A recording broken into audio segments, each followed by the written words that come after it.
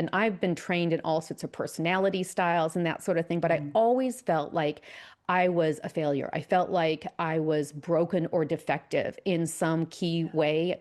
I felt like I was a defective extrovert, for example, because I love people. I love speaking. I was in drama in high school.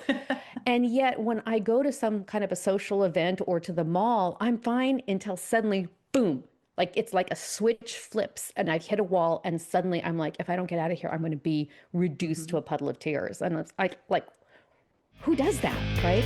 Are you walking through a storm that feels like it will never end?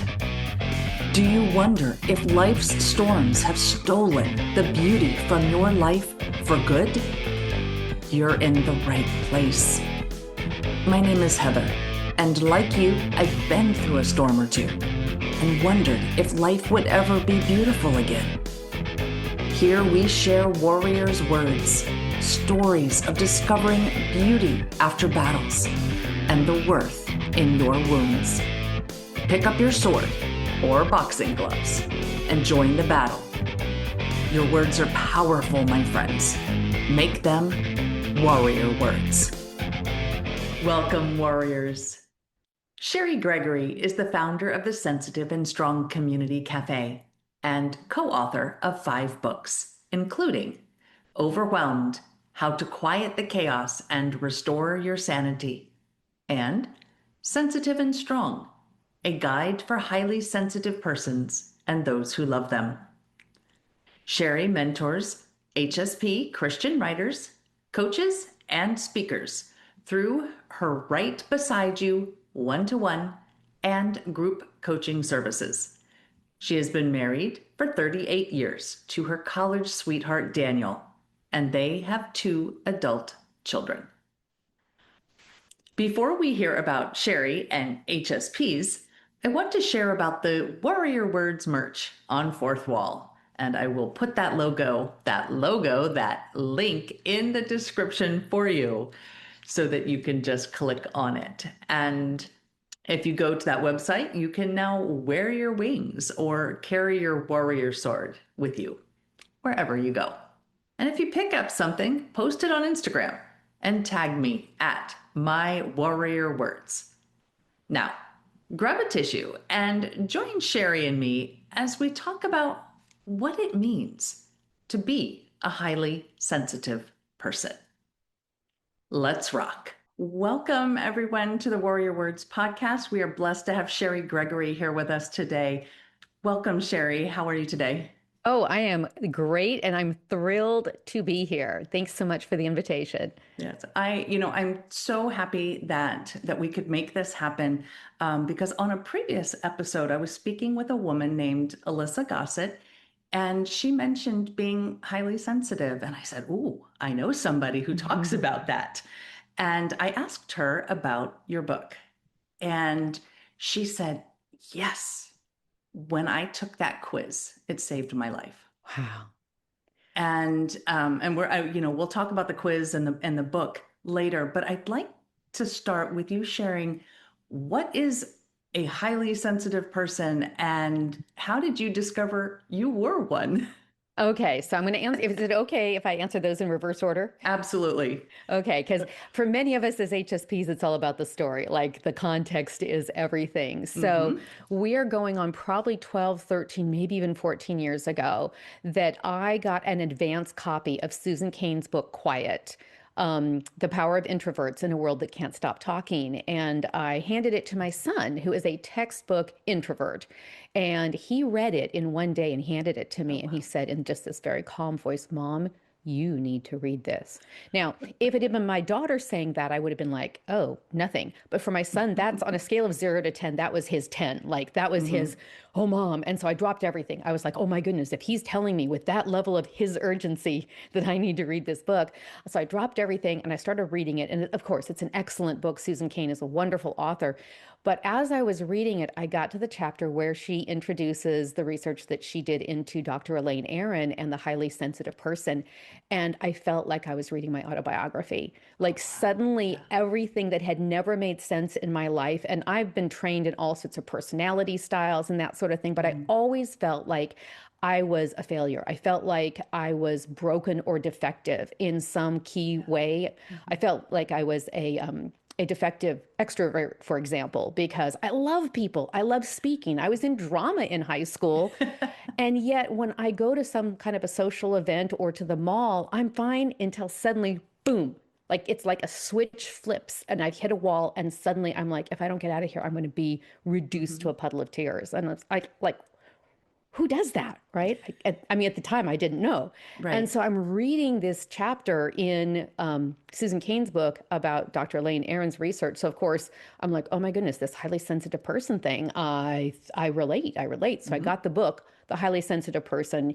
Read it in one setting, felt so validated, saw myself in those pages, and at the same time recognize that I now know this is many of the books on this topic, they go in a direction that is not necessarily consistent with a Christian worldview or a biblical worldview. And so then I went to christianbook.com and I'm like, okay, let me find the Christian books on this topic. And there was none. And so here I am knowing nothing, hardly anything at all about being an HSP. And I'm like, I want to write the book for this because, like I said, I've already been trained in all sorts of things, but this felt like the missing piece for at least a significant percentage of us. And it turns out that 20% of all populations of all species are do have this sensory processing sensitivity. And I have Interesting. found as a speaker that when I go speak at an event, I think the percentage of those who show up at a church event is actually higher. I think it's more likely to be in the 30, 35, 40%. Because one of the things I can tell you, at least about the HSP Christian women that I interact with, is that we own the self-help shelves of Barnes and Noble. Like we've tried everything we Mhm. possibly can to fix ourselves. And so I got all excited, and this was, wow, I can't even tell you what year it was. I'm going to say 2013, 2014. I went to a major conference, and I got the interest of several editors, and I even landed an agent on the interest in this topic. Mhm. But ultimately, all the interest dried up because I don't have a doctorate, I don't have an Mm. MFCC or anything like that, and so I was crushed. I was like, there is a need for this topic. There's a need for this book, Right. and then what I discovered over time, God connected me with Denise J. Hughes, who is also an HSP. But unlike me, she's horrified by the term. She will never forgive Dr. Elaine Aron for calling it the highly sensitive person, much like Holly Girth, who has also written a book about introverts, and she also includes information about being an HSP. But Mhm. instead of highly sensitive person, she calls it a highly perceptive person. And that's what Denise Okay. J. Hughes would far prefer have seen, because that word sensitive has such negative connotations for so many people. Right. It's seen as weakness or wussiness or whininess or whatever it might be. And so, Mhm.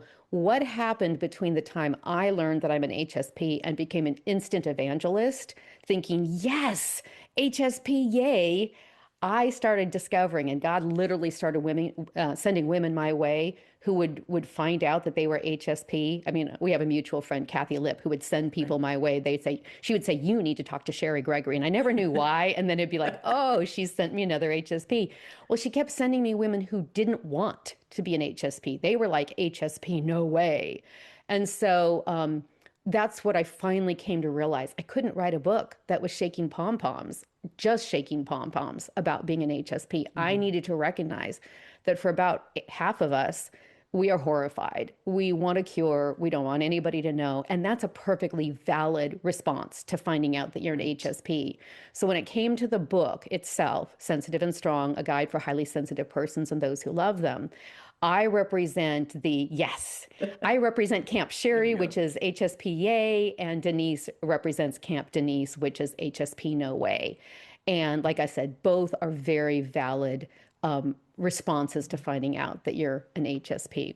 So that was a lot of me talking and sharing my story. Is there anything you'd like me to clarify or you'd like to fill in? Well, I happen to I have read the book. Obviously, it's sitting on my side of the table here, and bookmarked. You know, And I think that perspective or having both perspectives in there Mhm. is so important. The one thing that I can relate to on that is the autism spectrum. Mm, My son is on the spectrum, and we've encountered people who are like, no, I don't want a cure. I love the yeah, characteristics of autism. yeah, And then others who are like, yes, please, yeah, because it is that spectrum. yeah. And so I think it helps to have both perspectives in there. And I think you are right saying, no, I can't write the book by myself just waving pom-poms because there is Yeah. another perspective. So I love that you both did that.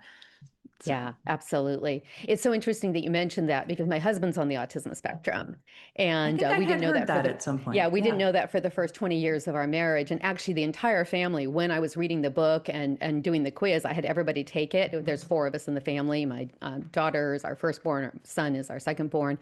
And it turns out we are a poster family for being highly sensitive persons. We just have very different constellations.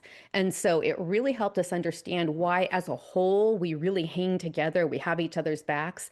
But when it comes down to the nitty gritty, there's certain situations where we don't understand each other at all. Like, I'm incredibly sensitive, but I'm not as tactilely sensitive, whereas my son actually Okay. is tactile. Well, he was tactile defensive as a son, as a child. And so there's all sorts of stories that I could tell about that. But let's go ahead and talk about what it means to be an Yes, HSP. please. And as Yes. I already mentioned, sensory processing sensitivity is kind of the name for it. And so the number one quality of a highly sensitive person is actually something that Dr. Elaine Aron discovered after writing her book initially. Um, and it is that we need time to process. We are very deep, reflective thinkers. And back when I was teaching full time and we'd have a staff meeting, I would become so flustered when they would bring up a new topic and we had little tiny bit of discussion and suddenly we were supposed to vote. And I'm like, what?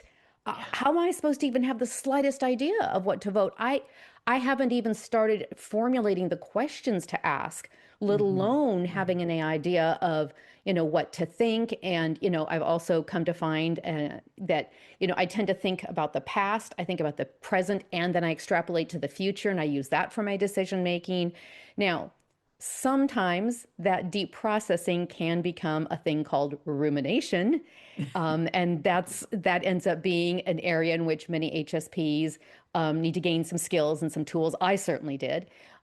But the reflection that we do, the deep reflection that we do, that is just such a God-given gift. And I've come to really treasure it. The second key quality of a highly sensitive person is that we are easily overstimulated. And when I wrote Sensitive and Strong with Denise, we were only thinking of the exteroception, which is the five senses, right? And like I already Right. mentioned, when I taught junior high for years, like the boys would come in from PE and it smelled like they had bathed in Axe body spray. And I mean, I would just my face would turn red, my eyes, I wear contacts, would feel like they were getting goopy. My classroom had no windows, so I got no Hmm. ventilation. Like I felt like I was going to die. I would get a headache from the artificial scent. I don't do any artificial scents at all. And so it was so helpful to discover that I wasn't making that up. That's how I'm wired. That's how my brain naturally responds to things.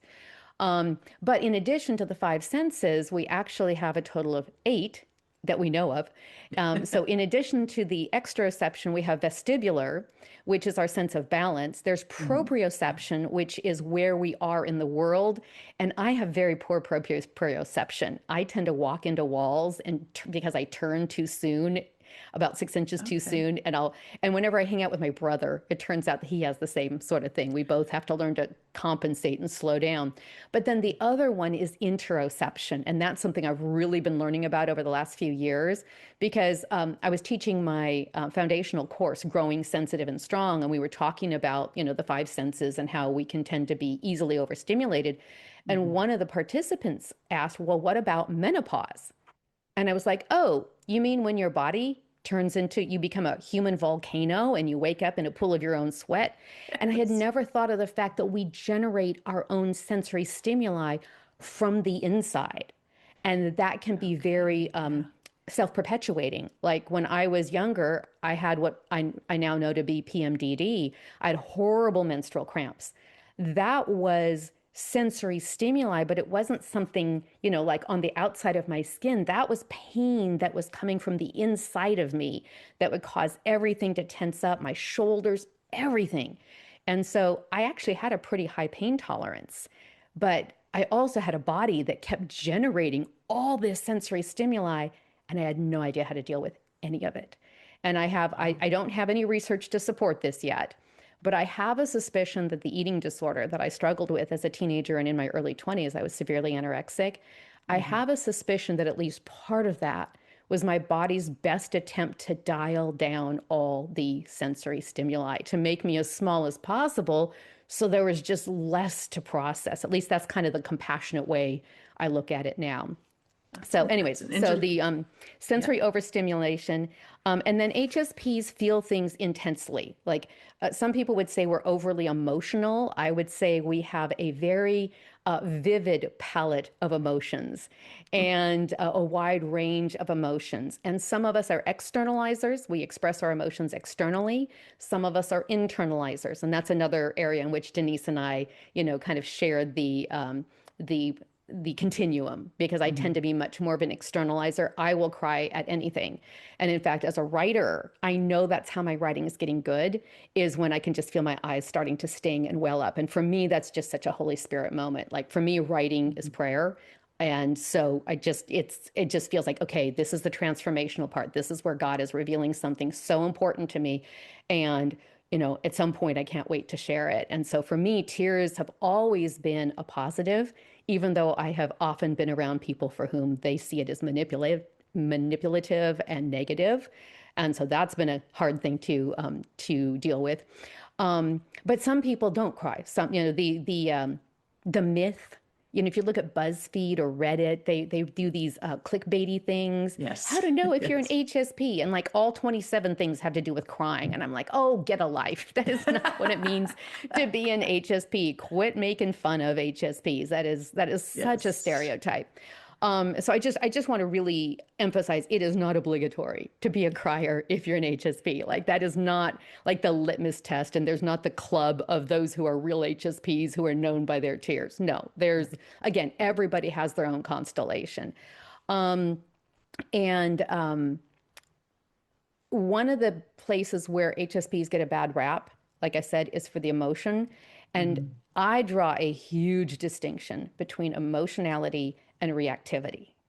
There's a huge difference. Reaction is not the same thing as emotion. And we can talk more about that later if you want to, but I had to get that in there.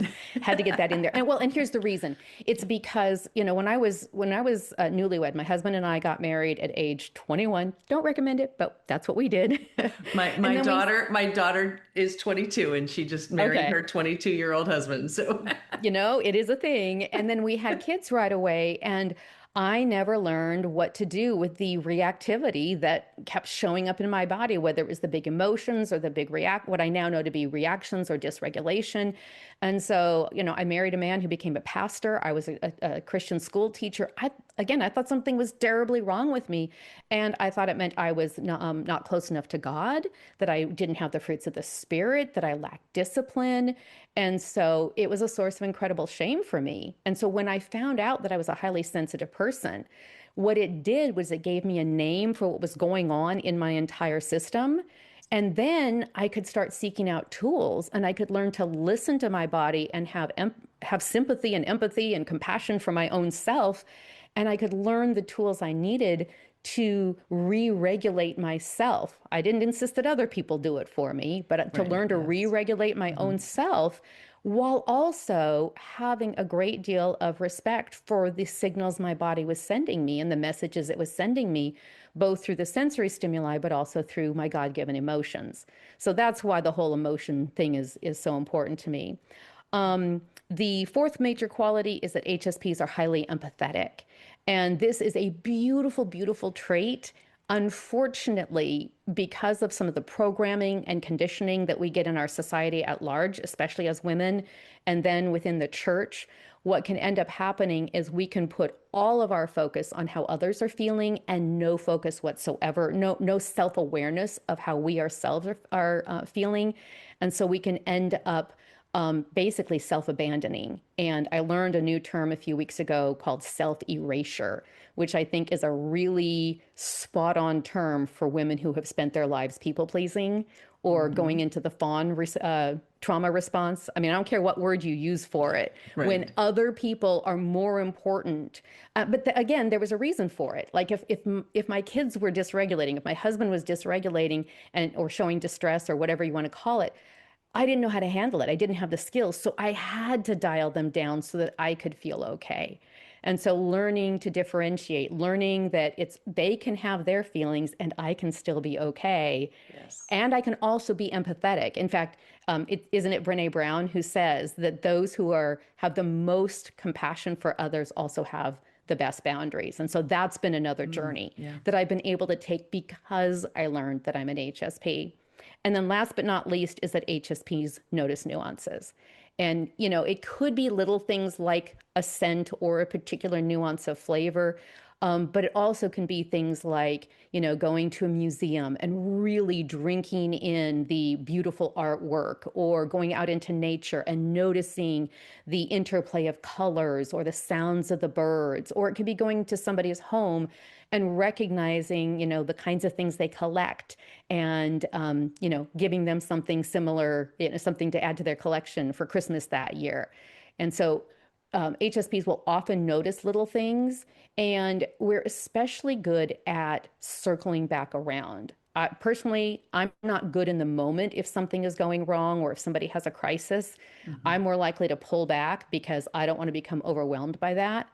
But I and many HSPs are really good at circling back around weeks later, months later, years later, to listen for the nuances, to notice whether that person is making some form of a comeback or they're still staying, withdrawn or whatever it might be. And so that's another area in which I used to feel like because I couldn't show up for people, I'm not an ambulance driver. Like you do not want me to try to play that role in anybody's life. I also wouldn't never go to the mission field. I would be a liability. I always joke that if I had been in a covered wagon and they had made it as far as Death Valley and they had to choose to throw something out, they would have thrown me out and they would keep the sewing machine and it would be the right choice, right? Like I am not that go-to person, Mhm. but I'm also the person who's not going to forget. I'm also the person who's not going to expect people to have suddenly moved on because 3 months have passed or whatever.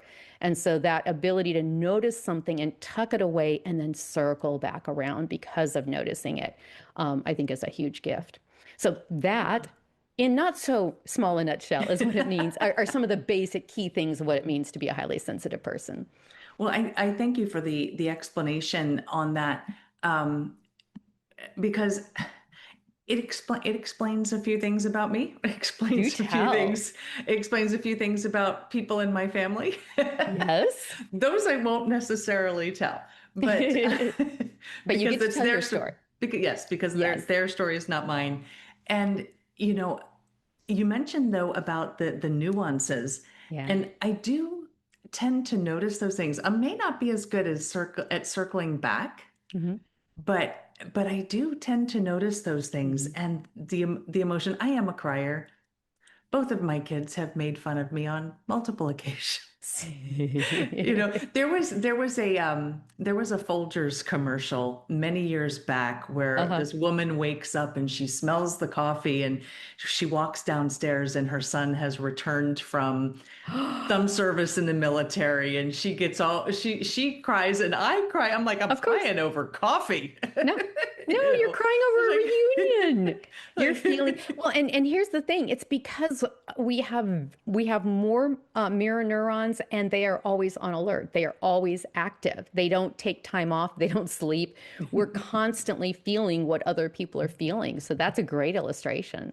yes, that's happened to me multiple times. I mean, I even remember my breast cancer was hormone positive, so they put me on hormone blockers. I have 3 months left, but they put me on these hormone blockers, and one of my first questions was, "Well, will it take away my femininity, my emotionality, my Yeah. sensitivity, Yeah. and it didn't. It didn't because I still cry. Um, and I do. I cry. I get emotional. I feel all the emotions and I Yeah. feel them with depth as Hmm. opposed to just surface. And Yeah. sometimes I'm more internal and sometimes I find I'm more external. Hmm. And I don't know if that's defense mechanism, like I will, internalize it so that I don't have to cry in front of people or I don't have to get emotional. So maybe It probably depends on either how safe you feel in the moment and or what your resource level is in the moment.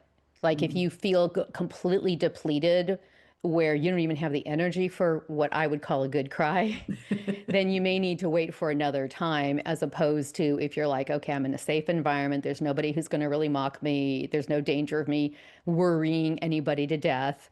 Then it can be it can feel much freer at that point in time to have what I would, for me, is the catharsis of a good cry Mhm. and the really listening to, what signals the body is sending. Well, I know at least in my home, my son still lives with me and it's Hmm. just the two of us. Hmm. And he is being on the autism spectrum.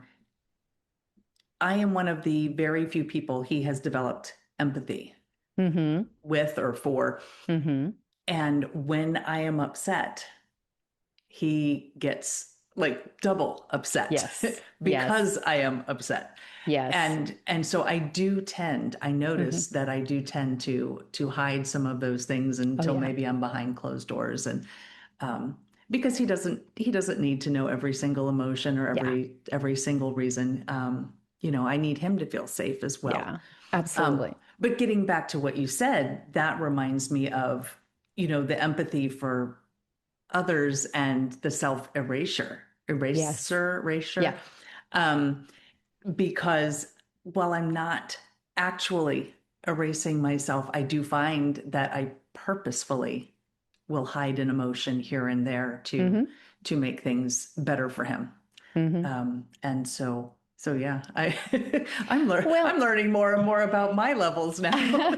well, here's the thing though, okay? Because one of my not so secret agendas in um, learning about more about being an HSP, writing the book Sensitive and Strong, and then the program that I do, Growing Sensitive and Strong, is to make sure that HSPs find out that among all of the things that can be perceived as drawbacks and challenges when it comes to being an HSP. Because honestly, the fact that I get a raging headache when I'm around artificial scent is it's not convenient. I can't tell Right. other people what to put on their body or not how not to how to wash their clothes or whatever. Mhm. And I don't like popping a bunch of ibuprofen when I have a headache. So that's a challenge, right? But one of the huge benefits is that we are wired for servant leadership. I have a master's in leadership, and I'm completing my doctorate in leadership. And servant leadership is the one that I'm really focused in on. There's authentic leadership and servant leadership. And so empathy is one of the key qualities, one of the most important parts of servant leadership that cannot really be taught. And so that's just hugely important.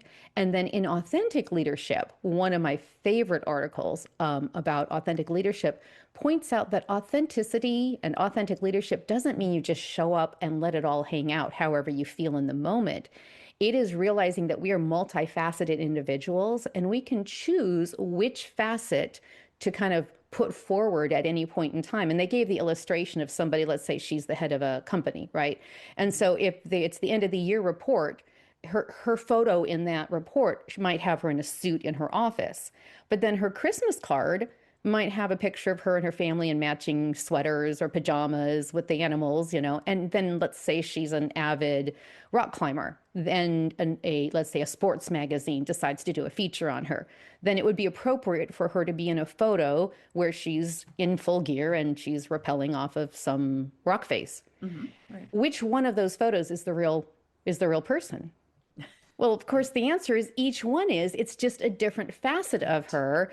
And then the importance is which facet is going to match with the needs of the current situation, which is where servant leadership comes in and says, I'm going to read the situation. I'm going to use that empathy to see what's needed.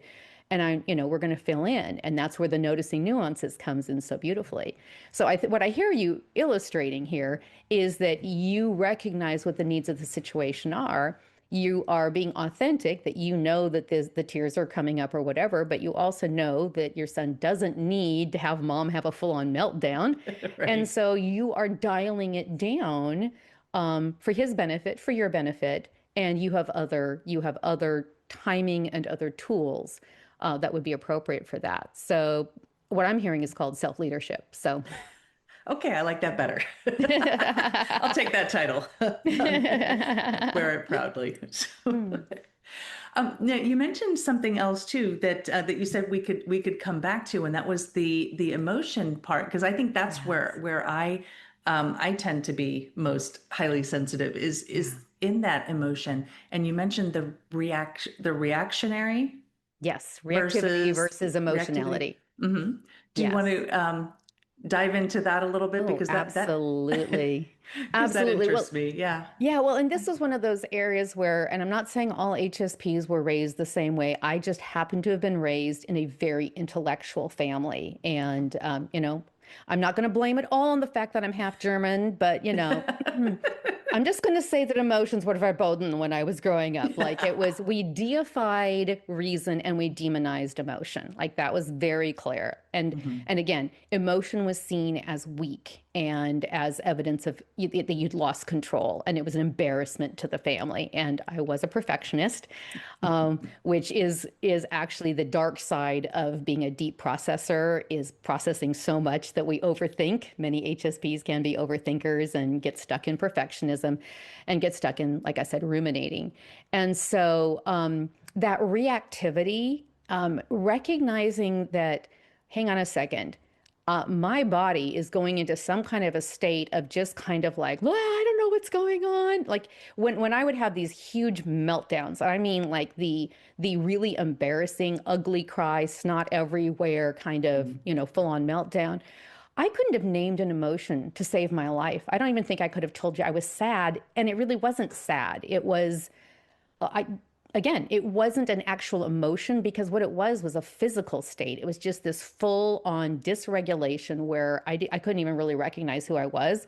And I sometimes think of it as the whole Dr. Bruce Banner versus the Hmm. Incredible Hulk kind of thing. Yeah. Only it wasn't because I was angry. It was because, and this was so key to finally start having some empathy for myself, some self compassion.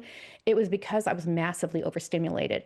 Both the external stimulation, both the mental stimulation of overthinking things, the internal, like I already mentioned, the interoception, because what's going on in our heads often causes our shoulders to start hunching up and our stomachs to start twisting. And so all of these things, I had no bodily awareness.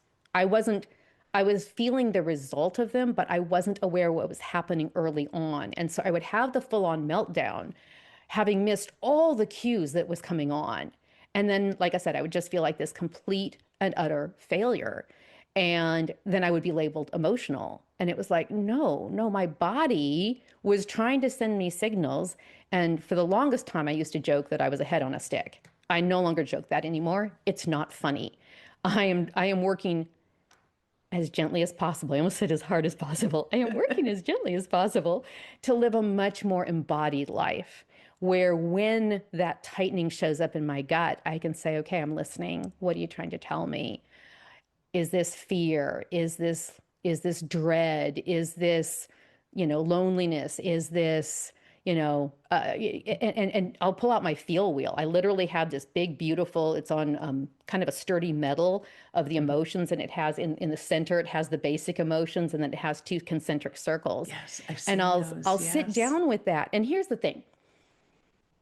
I was raised with the belief, and I have seen so much teaching in Christian circles, that if we start listening to our emotions, they will take over and ruin our lives. So don't let them even start to have a foothold. And what I've discovered is the exact opposite. What I've discovered is when I'm like, okay, something's wrong. Okay, thumbs up, thumbs down. Okay, I think this is a thumbs down feeling. Okay. I think it's a form of sadness. Okay, I think it's a form of loneliness. Okay, I think I'm feeling isolated. Oh, I'm feeling rejected. When I can get down to that granular level and realize, oh, it's associated with, a group of people getting together and I wasn't invited and I wish I had been, but it felt, now I have something I can pray about. Now I can go to God and I can be like, well, what do I do with this? Now, of course, I could have gone to God with the blah, because we can always go to him. Like the Psalms Exactly. are just Yes. beautiful proof of that. I don't ever want to imply that we can't. But I feel like much more of an integrated person because the meltdown is just the brainstem, right? It's just really I'm out of my prefrontal cortex. I'm just down to the most primal reaction because I wasn't listening. Now, when I can be going and naming the emotions, which that does keep us in our prefrontal cortex because it requires language to go Mm-hmm. through those granularity of emotions, and so that actually keeps us renewing our mind and keeps us in our rational brain, even though we are thinking about emotions. But then I can really open myself to the Holy Spirit and say, is there something I need to know here? Is this an area in which it's really completely legitimate for me to feel this way? Or am I telling myself a story that I really need to change the narrative and realize that nobody was thinking about me at all? Nobody meant to reject me. And now I can change how I'm feeling, not by rejecting my emotions or beating them up as bad, but by gently leading them and saying, wow, something about this reminded me of sixth grade when two girls whose names I still remember, but I will not say out loud, wrote a note that said, we don't like Cheri Elder today, and they passed that note around. I can have compassion for sixth grade Cheri even as 58-year-old Cheri is like, yeah, we're not her anymore. We're going to take really good care of her today. No, we're not going to go check out the freezer and see if our two best friends, Ben and Jerry's, are there because we don't need that. Ben and Jerry aren't going to rescue us. We can read some Psalms. We can go take a swim. I now have two new kittens I've had for 4 months. I can sit down and Oh. pet them, and they're so co-regulating. Their purrs, are just, and their fur is just, I mean, you can see me with my fingers here, the texture is Mm-hmm. so comforting, right? And I can take really good, gentle care of myself. I mean, the gentleness of Jesus has become so meaningful to me in just the last few years. Letting the gentleness of Jesus really speak to my safety seeking soul. And so all of that has to do with recognizing what is going on inside. And what I just described to you can happen in less than 5 minutes. I don't need a whole day. It used to take me days, weeks, even months to recover from a full on meltdown because of all the shame that I'd be dealing with afterwards. Right. Right. And so the research is really clear now that actually naming our emotions at a granular level is one of the keys to resilience. And I could not be more excited that that social psychology has shown that to be true. Because I used to believe the whole toughness, you just suck it up, buttercup, and white knuckle it the way through. And it Mm-hmm. turns out none of that actually works long term for most people, and especially not for HSPs. Well, I love that. I love that you brought up the emotions, the emotion wheel, Yes. because I think a lot of us grow up with happiness, Hmm. anger, Hmm. sadness. Yep. Maybe there's more, but those are the Yeah. three basics that we grow up thinking about. But as you so well illustrated, you can get down to, okay, well, maybe it's not just sadness, it's loneliness. And oh, Mhm. well, why am I lonely? And I feel like I was rejected. Yeah. And things do make much more sense. Yes. I do remember, I think it was in college, because I have a bachelor's in psychology with a minor in sociology. So I had I all of that, love all it. of those brain classes. And I Yes. do remember being taught that anger was never really anger, that Mm. anger itself could be, but they never went any further than that. And so Yeah. since I am very close to that 58 you mentioned at 56, um, this was a long time ago. And as you said, Yeah. the research is now Yeah. catching up. So, nobody ever broke it down, sadness or happiness Yes. but they did tell me, I think saying anger was four different emotions and Mm-hmm. sadness was one of them. So we're using Yeah. it in the definition of something else. So Yeah. Absolutely. Well, and of course, now you're going to make, I have to mention my two favorite movies, Inside Out and Inside Out 2, I haven't seen the because second one yet, but it's so good. Oh my word. I just saw it again with my brother who's an MFCC and my sister-in-law. And it introduces anxiety and really takes such a compassionate look at what anxiety tries to do for us. It can't succeed. But there is a particularly poignant scene in which it shows how our imaginations can be turned against us in this overthinking and rumination. And I'm going to stop talking about it because otherwise I'll tear up because it was so beautiful to see it portrayed. And I just thought about all the young children, teenagers, early 20 somethings. I mean, just all the people who are going to have vocabulary now for what it means to be dysregulating or overthinking or ruminating or having an anxiety attack or whatever you want to call it. They're going to have language for it and they're going to recognize, oh, I'm not the only one this happens to. I saw it in this movie. I saw it resolved. I saw it given names and words. And, for me, I am such a geek when it comes to terminology because when I have a word for it, when I have a phrase for it, then I'm like, okay, now I can sink my teeth into it. I know what it is. It's not just this thing that's kind of floating around happening to me. I feel like I now have agency. And, some people have accused me of, well, you're just creating this whole new victim culture. And I'm like, you do not understand my people. My people are the hardest working people I know. That's why we own the self-help shelf of Barnes and Noble, is because we want to get better. We want to become exactly who God created us to be. And by the way, I also don't believe that being an HSP is a superpower. I know it can be fun to say that and champion it, but I'm just not here to do the comparison game at all. We are wired the way we are. I always like to say wired on purpose for his purpose. God chose to make some of us yes. HSPs and other people non-HSPs, and that's fine. I'm not saying we're better than anybody else. But when it comes to things like self-care, which is its own fraught topic, but when it comes to Right. self-stewardship, how about I use the word stewardship? That's the Stewardship. word that Yes. Denise uses in the book. I have met so many HSPs who, because they thought they were broken, because they thought they were defective, they quit taking care of themselves. Because why would you care for something that is useless or fatally flawed?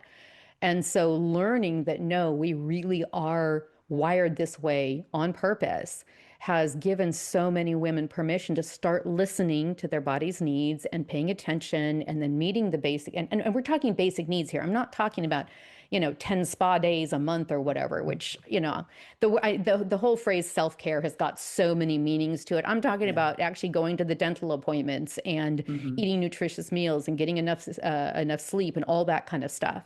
And when HSPs do that, we are able to thrive in ways that we didn't think were possible. There is the concept of differential susceptibility, which I know is such a mouthful of a term. But again, it brought me so much hope when I learned it. And what that simply means is that one of the drawbacks to being a highly sensitive person is that we do tend to do poorly in non-nurturing environments. Like we will wilt faster than almost anybody else in a high stress, overstimulating environment or non-nurturing environment. But the flip side is also true. We will respond more than the average person to interventions, to nurture, to learning, to intentional growth that we aim for ourselves. And so it's not just the bad news that, oh, well, we have a hard time with bright lights. I can always, not always, but I can almost always spot the HSPs when I'm coming out of like a church setting or something, because everybody else is just going to their cars and all of the HSPs are digging in their purse for their sunglasses because we don't want to have a blinding headache, right? And so, yeah, that's the drawback of being an HSP. But the positive is that we are wired to learn and grow, and we are highly motivated to do so. And we can often make huge strides compared to others. And we can surprise even ourselves with that ability to learn and grow. And, I look back and I was telling you earlier in this conversation, about having these full-on meltdowns. And I was thinking to myself in the back of my mind, which is always going, I was like, when was Yes. the last time I had one of those? And I honestly cannot remember. And that feels pretty good. I mean, I'm not saying I haven't had a hard cry, but not the Right. kind where I was like, what on earth is happening to me? I can't get a grip. I can't get control. And that's a miracle. Okay. I just want to be clear. That is not anything I did for myself. That is the miracle of the journey that God has taken me on. Right. And I'm just so grateful to have had the information and the tools that have been part of that transformation. Well, I think what you just said right there is it totally debunks the you're just creating a new victim Hmm. class because victims will stay there. Mm-mm. Victims will continue to open that freezer door and look for that pint of chocolate goodness, which I've been known to do. How did you know Uh, it was chocolate, Heather? How did you know? oh, maybe because that's my own confession, my own guilt. Hmm. Um, but so that's where the victim mentality would stay. Yeah, And what you're talking about is, okay, I'm accepting that I have this characteristic or this characteristic. I've learned this about myself, yeah, and I'm now going to use that knowledge yeah, and I'm going to move forward yeah, because as you just confirmed for us, it's been a while since you've had one of those yeah, meltdowns because you're yeah, learning and you're growing. yeah. And that's just beautiful. And I wanted to ask about that too. If you've mentioned several little nuggets here, or big ones too, but you've mentioned several things. But if you had to pick your favorite beauty, your favorite nugget, your favorite gem out of this journey of Mm, discovering what a highly sensitive person is and then how to mm, improve your own life, mm. what would be your favorite beautiful moment or your beautiful nugget out of that? It would have to be a message that I got from one of the Sensitive and Strong Community Cafe members. I run a membership. It's small, but we're Mhm. very close for highly sensitive Christian women. And it was a young woman who just got back from traveling with a particular group.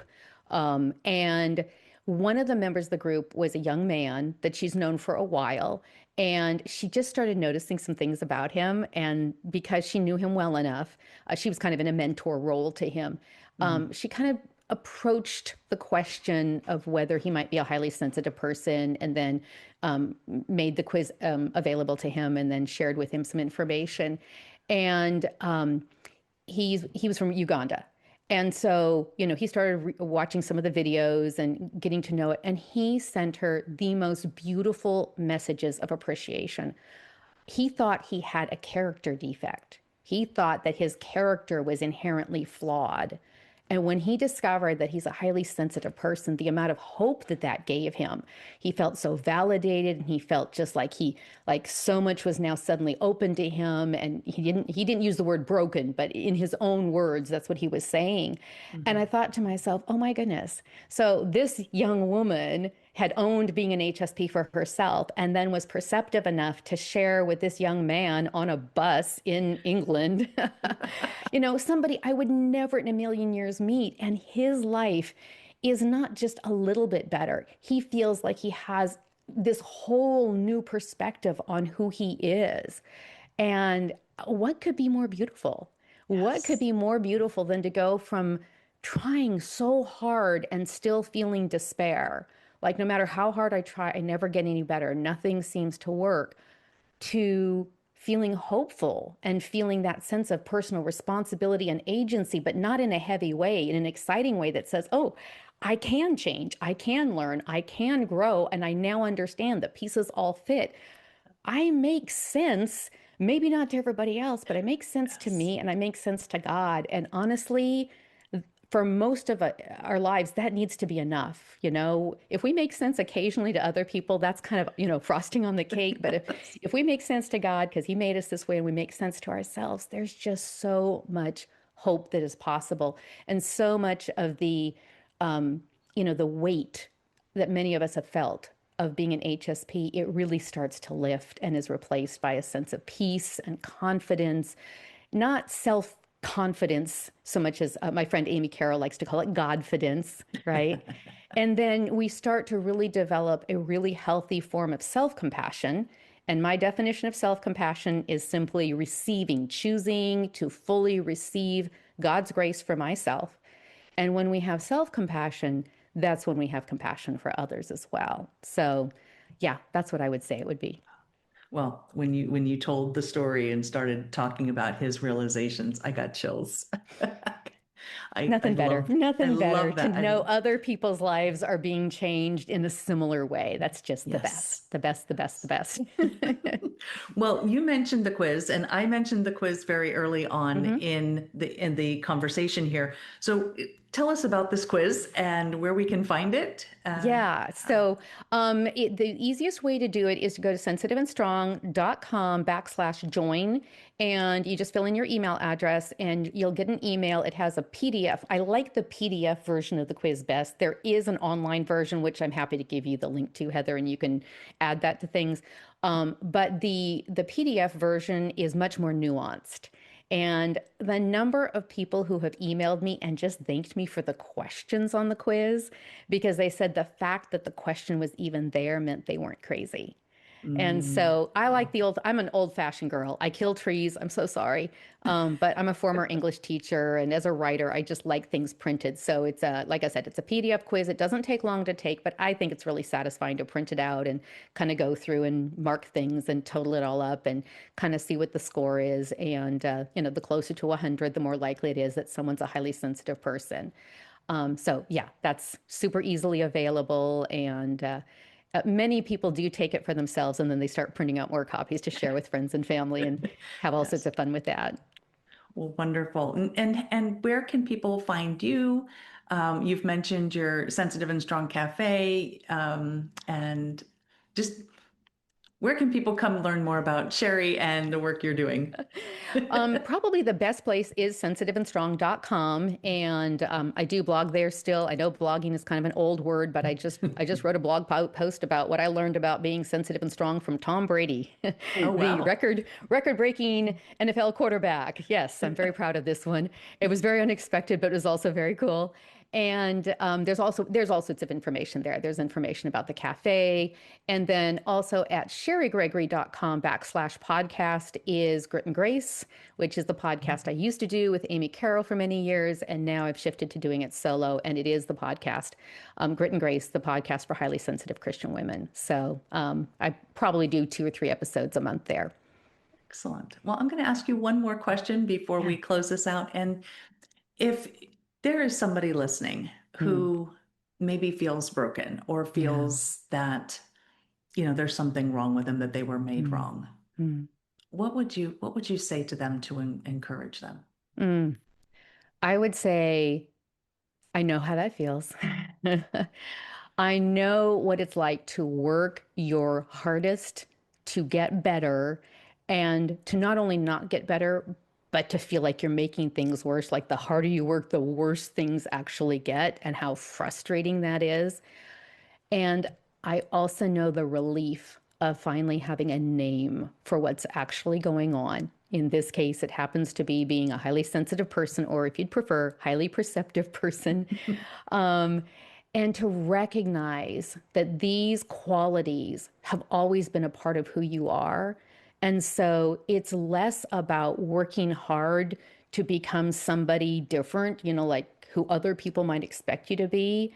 And that, okay, what I'm about to say may sound fantastical, but this is what I found to be true over the years. Simply giving yourself the permission to be the person God actually created you to be. Um, Sensitive, by which I mean nose, sensitive and all. So, I'm the person who can't stand the smell of Axe body spray, you know, but to be the kind of person who notices things and who tears up at a Folgers commercial, right? And who notices nuances and who empathizes with others, to let yourself become that kind of person. That is going to be the thing. Becoming who God created you to be is going to be the thing that actually gets you what you were trying so hard to do all along. And this is going to sound unbelievable. I almost don't believe it myself, but I've been living it for like 12, 13 years. Just showing up as yourself, just showing up as you is the absolute best thing that you can do. And it feels so amazing to not try so hard, to not work so hard, and to take all of that energy that was getting diverted into these futile efforts, and to put all that energy into showing up and saying, okay, Lord, who are you going to put in my path today? Who do you want me to reach today? What are you and I going to do today? And to trust that He did create you and wire you this way on purpose for His purpose, and not worry about the rest. That's what I would say. Amen. Oh, well, thank you. I think just simply giving somebody the permission to be who they are Oh, my and who word, God yes. created them to be can Yep. be, that's just so freeing. Yep. So freeing. Yep. And so I thank you. I Mhm. thank you for your time, for the education, for giving us language, for giving us Yeah. words to use, because I think that was a big component of this, is just having the words to explain maybe Yeah. something that somebody's feeling that they didn't know. So Makes all thank the you. difference in the world. Yes. So thank you. Thank you so much for your time Oh, thank you. and And for again, sharing. hang on a second. I got to do this because I do keep these here. I use them in the cafe all the time. We have to I do pom-poms, but we actually did it, Heather. We did it. Third time, fourth time, fifth time, 6,000th time is the charm. Yes, yes, yes, very good. Uh, And I love the pom poms. So perfect way to end. All all right. righty. Thank you, All right. You Cheri. take care, Heather. The gentleness of Jesus. I loved that phrase when Cheri used it. And I was thinking, if Jesus can be gentle with us, why can't we be gentle with ourselves? After listening to Cheri and thinking on my own experiences, I think it boils down to something Cheri and I discussed right at the end, and that is language. Throughout our conversation, Cheri gave us language to use. We're not broken. We're designed this way by God on purpose for His purpose. We no longer have to feel like failures or that we don't fit in because maybe we feel empathy or we react to lights and scents or experience deep emotions. When we have words to express what we're feeling or what we are experiencing, these words empower us and propel us to learn and improve those aspects that we can. And that leads me to something else I really appreciated, and that was the perspective that Cheri provided for HSPs who want to own it and for those who want to disown it. Not only did she encourage us to be who we are, but she gave us the understanding to acknowledge that both of those perspectives are equally okay. So, pom poms or not, allow yourself to be who God created you to be. You are not broken. You do not need to be fixed. Give yourself permission to show up in the world as yourself. Be gentle with yourself as Jesus is with you. What's one way you can be more gentle with yourself? Something to think about this week. Until we meet again, armor up, fight the good fight, seek beauty, and make your words warrior words. God bless.